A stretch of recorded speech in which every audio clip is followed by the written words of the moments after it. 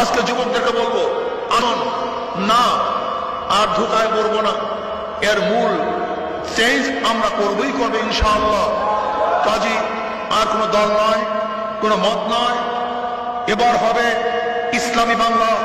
ওই সংসদ ভবনে না ক্যাপিটালিজম চলবে, না সোশ্যালিজম চলবে, না সেখানে ডেমোক্রেসি চলবে, না সেখানে কমিউনিজম চলবে।